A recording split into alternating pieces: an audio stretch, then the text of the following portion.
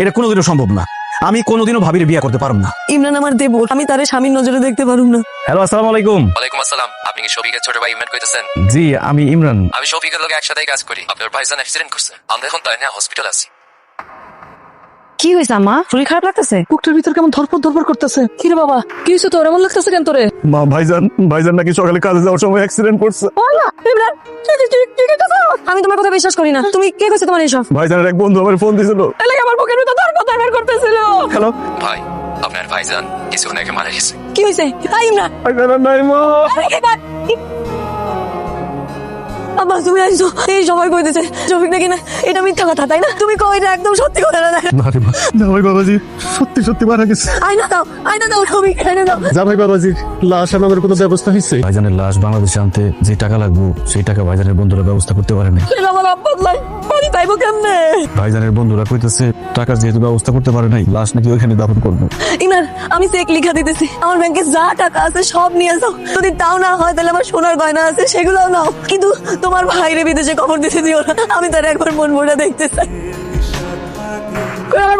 আমার বাবারে দেখাও, আমার স্বামীকে দেখাও। ইমরান, সকাল আমার স্বামীরে দেখো, আমার স্বামীর মুখটা মানে দেখো। ভাইজানের মুখ তোমরা দেখতে চাও না, সহ্য করতে পারবে না, ভয় পাই দেয়।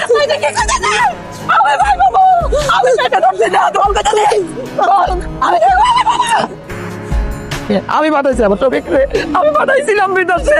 আমি যদি না পাঠাইতাম আমার বলা তো মরতো না। বিয়াই এরকম ভাবে কান্দাকাটি করেন না। আল্লাহ তাআলা কারে কখন কোথা থেকে তুলে নিবে সেটা আল্লাহ তাআলা ছাড়া কেউ বলতে পারে না। আমি তোরে নিতে আইছি, চল।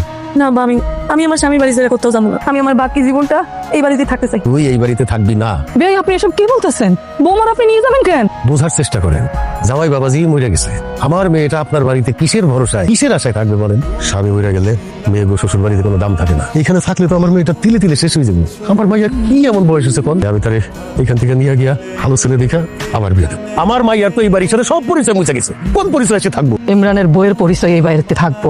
আমি আমার ছোট ছেলে ইমরানের সাথে আমার বৌমার বিয়ে দিতে চাই। অসম্ভব মা, এটা কোনোদিনও সম্ভব না। আমি কোনোদিনও ভাবির বিয়ে করতে পারব না। তুমি আমার মা হয়ে আমার কেন এই কঠিন পরীক্ষার মধ্যে ফেলাইতেছো কও? কারণ আমার শফিকের সহায় সম্পত্তি তো আমার রক্ষা করতে হইব। ভুলে গেছো সিমরা, শফিক বিদেশ থেকে যত টাকা পয়সা পাঠাইছে সবচেয়ে বৌমার অ্যাকাউন্টে পাঠাইছে। এখন যদি বৌমা চলে যায় রে, তাহলে তুই দেখ আমার ছেলের মাথার ঘাম পায়ে ফেলা টাকা আর এই সহায় সম্পত্তি সব তুলে দেখো না। মারে আমি অনেক চিন্তা করে দেখলাম তোর শাশুড়ি যে প্রস্তাবটা দিছে আমার খুব পছন্দ হয়েছে। বিয়ান কইল ইমরান তোর বিয়া করতে